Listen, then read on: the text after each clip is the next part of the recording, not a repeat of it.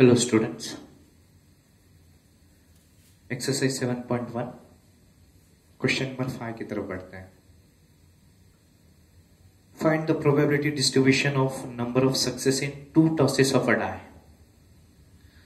हम डाई के 2 टॉस कर रहे हैं, मतलब 2 टॉसेस ऑफ अ डाई। तो हमने 10 तक पढ़ा है, हमको सैंपल स्पेस में क्या मिलेगा? 1 1 1 2 1 3 1 4 1 5 1 6 2 1 2 6 3 6 4 6 5 6 6। मतलब n ऑफ s कितना हो गया यहां पर? 36। अब क्वेश्चन में आगे बढ़ते हैं। Where a success is defined as number greater than 4 appears on at least one die। यहां पे सक्सेस कब मिलना है बोल रहे हैं? सक्सेस कब मिल रहा है? जब डाई के ऊपर कम से कम 1 4 हो। तो सक्सेस की बात करते हो तो उसको मैं एक्स पकड़ रहा हूं, तो सक्सेस 0 सक्सेस, 1 सक्सेस, 2 सक्सेस। अभी इसका मतलब क्या है देखो, क्वेश्चन में बोला है कम से कम एक डाई के ऊपर मुझे 4 से ग्रेटर नंबर चाहिए। तो 4 से दोनों डाई पर अगर 4 से छोटा नंबर मिले तो हमको क्या है? सेलेक्ट नहीं करना है, मतलब सक्सेस नहीं है, अनसक्सेस है। सक्सेस नहीं है मतलब उसको हम बोलते हैं 0 सक्सेस। ओके, अब हमको यहां पे प्रोबेबिलिटी डिस्ट्रीब्यूशन निकालना है, P ऑफ x। तो पहले क्या करते हैं? 0 मतलब दोनों डाई के ऊपर लेस देन 4, 4 और 4 से छोटा। 1 मतलब किसी एक डाई के ऊपर 4 से नंबर बड़ा। 2 मतलब दोनों डाई के ऊपर 4 से बड़ा नंबर चाहिए। तो मैं क्या कर रहा हूं यहां पर, पहले ऐसे उल्टा चलूंगा, इधर से ऐसे डाई लूंगा जहां पर 4 से बड़े नंबर हो। 1 2 3 4। ओके, तो मुझे यहां पे ऑप्शन कितने मिल रहे हैं? 4, और टोटल कितने हैं? 36। 4 बाय 36। ओके, अब मुझे क्या करना है? 1 किसी एक डाई के ऊपर 4 से बड़ा नंबर हो। यहां पे 4 से बड़ा है 5, यहां पर है 6, ये एक है 3 4 5 6, ओके 7 8, राइट है। अब यहां पे देखते हैं 9 10 11 12 13 14 15 16। तो ये आ गया 16 बाय 36। देखो डाइस के 2 डाइस थ्रो करने के बाद टोटल कितने मिलते हैं? 36। उसमें से ये 4 है, ये 16 है, मतलब टोटल हो गए 20। बचे कितने? 16 by 36। This is the answer. इसको हम शॉर्ट फॉर्म में कर लेते हैं, वो मेरा फाइनल आंसर होगा। Question number 6। From a lot of 30 bulbs, from a lot of 30 bulbs, question में क्या बोला है? 6 डिफेक्टिव्स, 6 बल्ब डिफेक्टिव्स है। तो ऑब्वियसली अच्छे कितने होंगे? 24। Okay, a samples of 4 bulbs is drawn at random। मैं 4 bulbs सेलेक्ट कर रहा हूं। अब सेलेक्ट की पोजीशन, कंडीशन क्या है? 4 bulbs is drawn at random with replacement। With replacement मतलब एक बल्ब देख रहा हूं फिर रख रहा हूं, दूसरा बल्ब ले रहा हूं रख रहा हूं, तीसरा बल्ब देख रहा हूं फिर रख रहा हूं। ओके, ऐसे 4 bulbs। find the probability distribution of number of defective bulbs. We have to find number of defective bulbs. तब मैं बॉल सेलेक्ट करूंगा तो दोनों भी डिफेक्टिव हो सकता है, एक डिफेक्टिव हो सकता है या कुछ भी डिफेक्टिव नहीं हो सकता है. तो हम इसको लिखेंगे कैसे? I am considering x 0 defective, 1 defective, 2 defective. नया कंसेप्ट है. 11th में हमने ये टाइप नहीं पढ़ा था. इसको बाइनोमियल डिस्ट्रीब्यूशन का टाइप बोलते हैं, जो हमारा नेक्स्ट लेसन है. तो यहां पे पहले हम प्रोबेबिलिटी फाइंड आउट कर लेते हैं.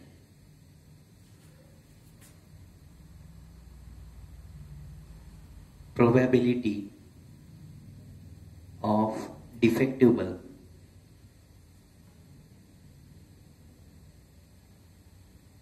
That is equals to, defective कितने हैं? 6 आउट ऑफ 30. मतलब कितना हो गया उसका प्रोबेबिलिटी? 1/5. इसे मैं कंसिडर करता हूं P.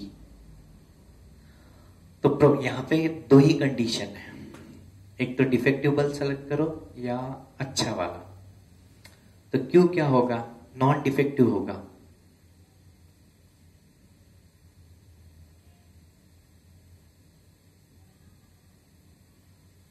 नॉन डिफेक्टिव कितने? 24 आउट ऑफ 30.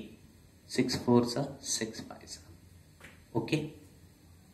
अब मुझे इसको जो सिंप्लीफाई करना है उसका कॉन्सेप्ट है बाइनोमियल डिस्ट्रीब्यूशन, जो नेक्स्ट लेसन है हम डिटेल देखेंगे बाद में.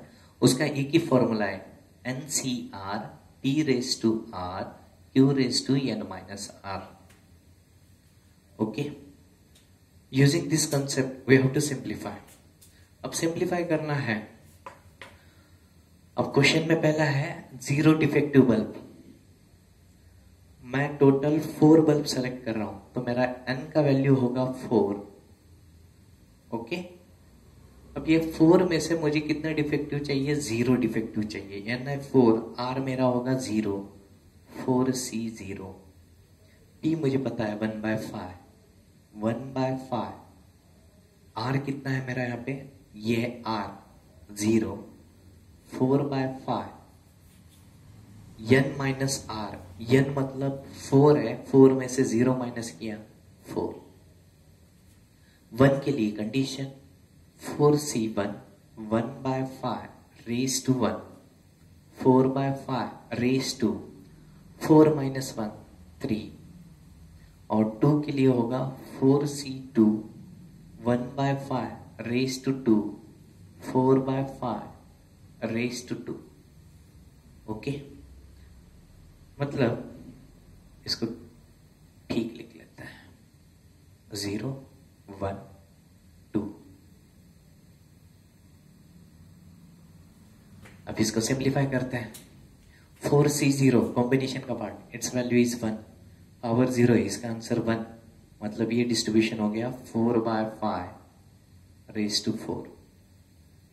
4c1 की वैल्यू होती है 4. 1/5 इंटू 4/5 का होल क्यूब. मतलब क्या हो जाएगा? 4 into 1 4/5 into 4/5 it's a 4/5 raise to 4. 4c2 4c2 मतलब 4 इंटू 3 2 इंटू 1 2 1 जा 2 2 जा 2 3 जा 6. 6 इंटू 1/25 या इसे हम 5 स्क्वायर ही लिखते हैं. 4/5 square.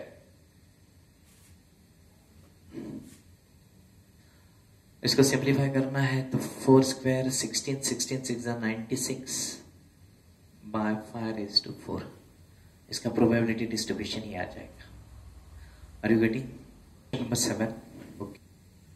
A coin is biased so that head is 3 times as likely to occur as tail.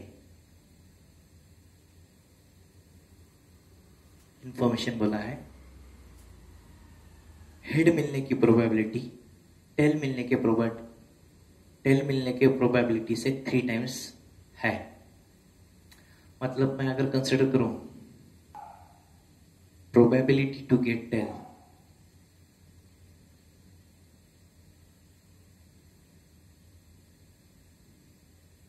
इसको अगर मैं x पकड़ता हूं तो प्रोबेबिलिटी टू गेट हेड ये हो गया उसका 3 times.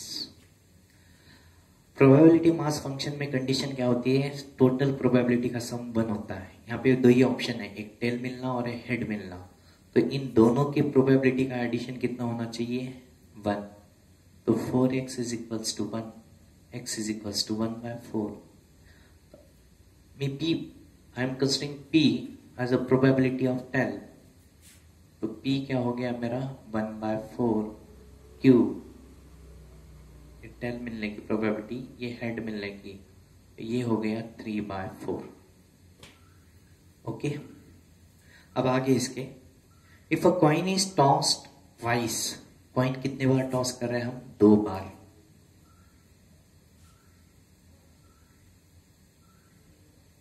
Find the probability distribution of number of tails, तो मुझे प्रोबेबिलिटी डिस्ट्रीब्यूशन फाइंड आउट करना है नंबर ऑफ टेल्स। जब मैं कॉइन टॉस करूंगा तो मुझे टेल 0 भी मिल सकता है, 1 बार भी मिल सकता है, 2 बार भी मिल सकता है। ये भी बाइनोमियल डिस्ट्रीब्यूशन है, बाइनोमियल डिस्ट्रीब्यूशन, बाय मतलब 2, यहां पे 2 ही ऑप्शन है, tail head, success failure, right wrong. Okay, जब 2 कंडीशन आए तब समझना वो बाइनोमियल डिस्ट्रीब्यूशन है। तो जो हमने अभी फॉर्मूला लिया था p ऑफ x का, NCR p raise to r q raise to n minus r, यही फॉर्मूला यूज करेंगे यहाँ पे। p ऑफ x, n कितना है 2, 2c0, p मेरा होगा 1/4। क्वेश्चन में क्या बोला है, टेल का प्रोबेबिलिटी बोला है, इसलिए मेरा p टेल का प्रोबेबिलिटी होगा। हेड का बोला होता तो p मेरा 3/4 होता। Are you getting this one? p किसे लिया जाता है, जो गिवन कंडीशन का, जो कंडीशन का मुझे प्रोबेबिलिटी फाइंड आउट करना है।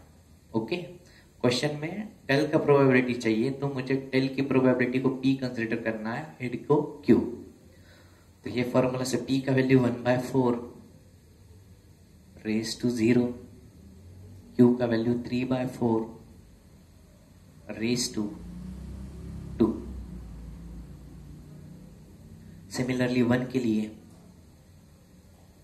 2c1 1/4 raise to 1, 3/4 raise to 1। 2 के लिए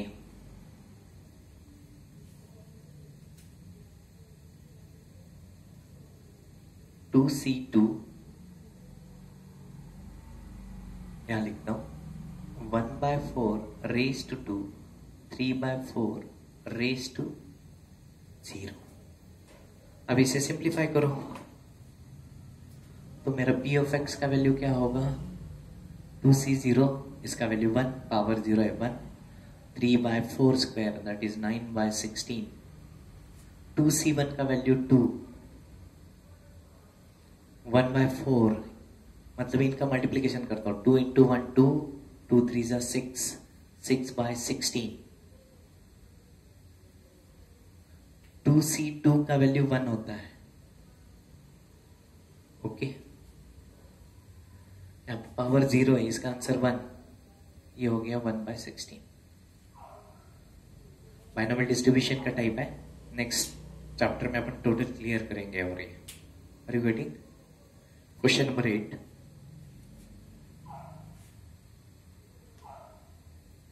x 0 1 2 3 4 5 6 7, okay, we have given px 0 k 2k k 3k k square 2k square 7k square plus k। Question में बोला है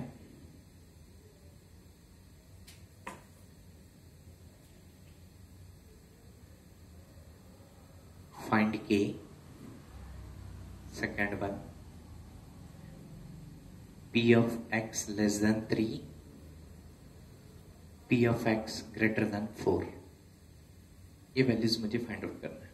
क्वेश्चन में बोला है ये प्रोबेबिलिटी मास फंक्शन है, प्रोबेबिलिटी मास फंक्शन है, इसका मतलब for PMF summation of PI should be equals to 1।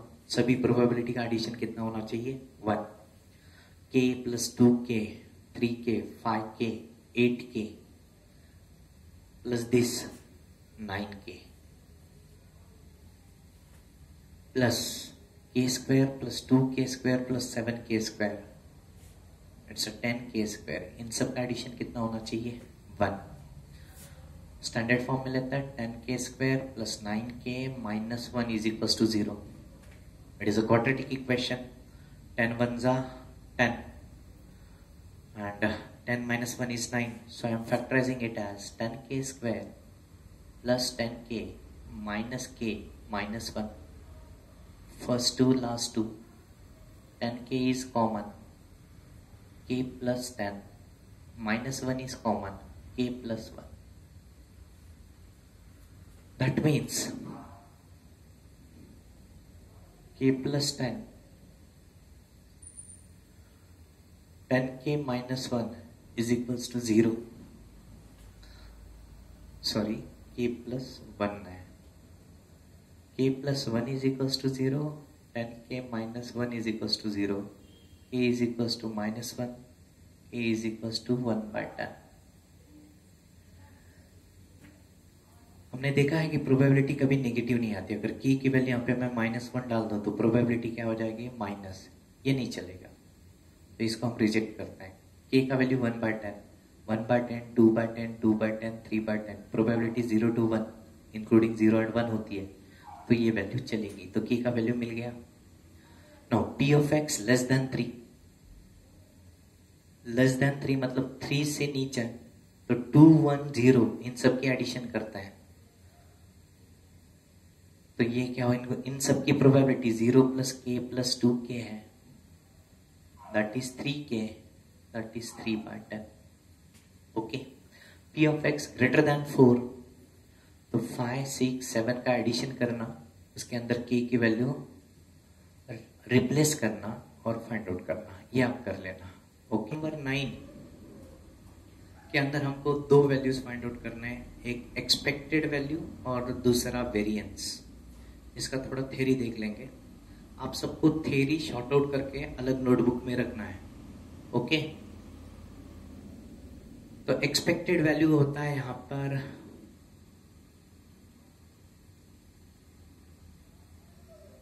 Expected value that is E of x is equals to summation of PI XI।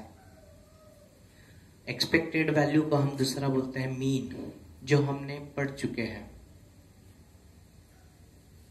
Statistics 11th में हमने पढ़ा है, उसी के ऊपर से फॉर्मूला डिराइव किया है।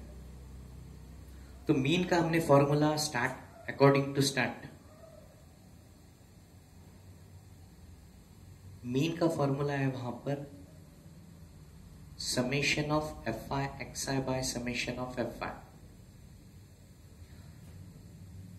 प्रोबेबिलिटी में भी क्या होता है, गिवन इसको जब टोटल इससे डिवाइड करते हैं तो वो प्रोबेबिलिटी होती है। तो ये FI मतलब F1 F2 F3 F4, इनको जब समेशन ऑफ FI से डिवाइड करेंगे तो हमको क्या मिल जाएगी? वो प्रोबेबिलिटी मिल जाएगी और वो इसके अंदर कन्वर्ट हो जाएगा।